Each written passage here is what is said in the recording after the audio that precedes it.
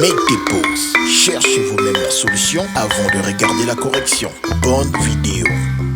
Dans cet exercice, on nous dit A, B, C, O, C, D, E, O, E, F, G, O, G, H, A, O sont des carrés. B, D, F, H est un carré de centre O.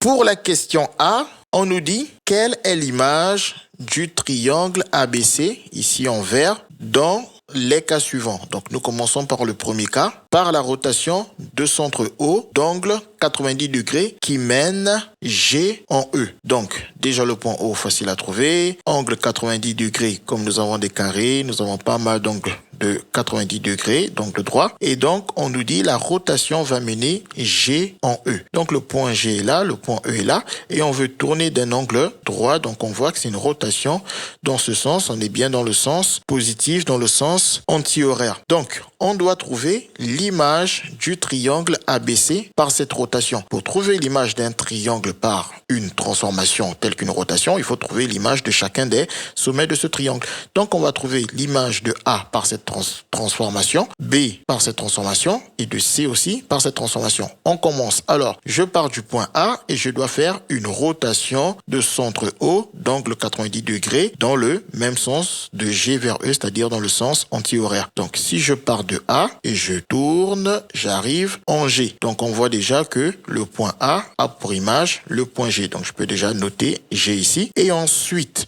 je dois aussi faire la même chose pour le point B. Donc, je dois partir du point B, je dois tourner de 90 degrés avec le centre O. Donc, ici, je commence déjà à tracer OB et je dois faire tourner ça de 90 degrés, avoir un angle droit.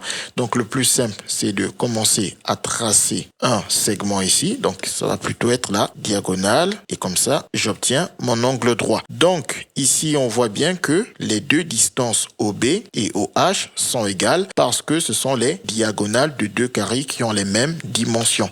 Donc, on peut conclure que le point B a pour image le point H par la rotation de centre O et donc 90 degrés qui mène G en E, c'est-à-dire dans le sens anti-horaire. Donc, je note déjà H comme étant l'image de B. Et ensuite, il me reste le troisième point, le point C. Je vais aussi faire la même chose pour le point C. Donc, le point C, on a déjà aussi qui est tracé et je dois tourner d'un angle droit, donc un angle de 90 degrés. Donc, en partant de C et en tournant de 90 degrés, on voit que j'arrive au point A. Donc, l'image de C est le point A. Et donc, l'image de ABC, par la rotation de centre O d'angle 90 degrés qui mène G en E, est le triangle GAH. Pour la question B, on nous dit quelle est l'image du triangle ABC par la translation qui transforme O en F. Donc, je peux déjà tracer cette translation qui transforme O en F ici, là, je la flèche. Et donc, je dois reproduire cette transformation, mais cette fois-ci en partant de A. Donc, il faut que je trace une parallèle à OF qui passe par A. On voit clairement qu'elle passe par G. Et ensuite, le sens de O vers F, on voit que c'est de A vers G. Et ensuite, la longueur OF, on voit que c'est aussi la même que la longueur AG parce que ce sont les diagonales de carrés de même dimension. Et je peux même sélectionner ma flèche et la déplacer ici.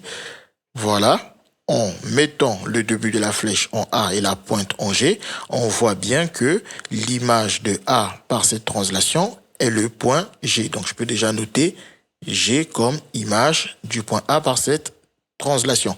Je dois faire la même chose pour B.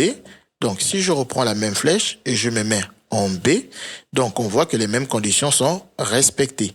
Donc, j'ai toujours une flèche qui va être parallèle à la flèche précédente, qui a le même sens que la flèche précédente et qui a la même longueur que la flèche précédente. Et donc, ça me mène de B vers O. Donc, je peux dire que O est tout simplement l'image de B par cette translation. Je dois faire la même chose avec C, donc je ne suis pas obligé forcément de déplacer la flèche, je peux moi-même me mettre en C, tracer une parallèle et garder la même longueur dans le même sens et voir que l'image de C est le point E. Donc, je note E comme image de C par cette translation.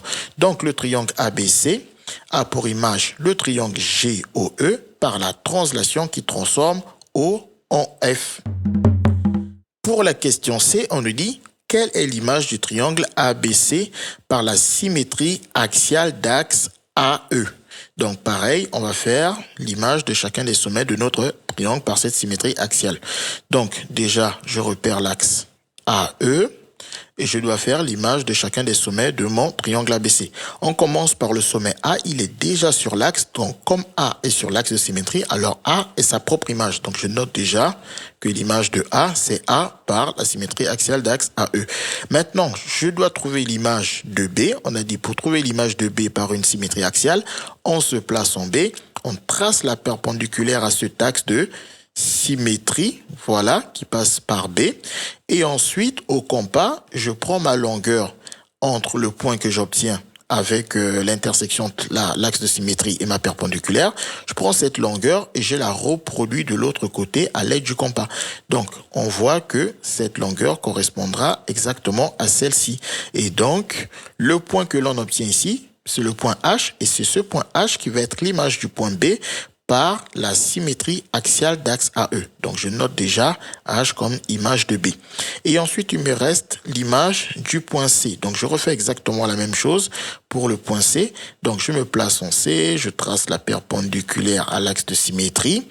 Voilà, je note le point d'intersection, je prends cette longueur, je la reproduis de l'autre côté. Je vois que ça me donne G comme image de C par cette symétrie axiale. Donc, je note G image de C. Donc, le triangle AHG est l'image du triangle ABC par la symétrie axiale d'axe AE. Pour la question D, on nous dit quelle est l'image du triangle ABC par la symétrie centrale de centre O. Donc, on repère le centre ici. Et donc, pour faire la symétrie de centre O, on fait l'image de chacun des points ABC. Donc, je commence par le point A. Il faut partir de A, prolonger la demi-droite d'origine A, passant par O. Et ensuite, je reproduis ici cette longueur OA de l'autre côté. Et je vois qu'en la reproduisant de l'autre côté, je vois que j'obtiens le point E. Et donc, O est le milieu du segment AE. Et donc, je peux dire que le point E est l'image du point A par la symétrie de centre O. Donc, je note déjà E comme image de A. Et je dois faire la même chose pour B. Donc, je me place en B. Voilà, je prolonge ma demi-droite BO.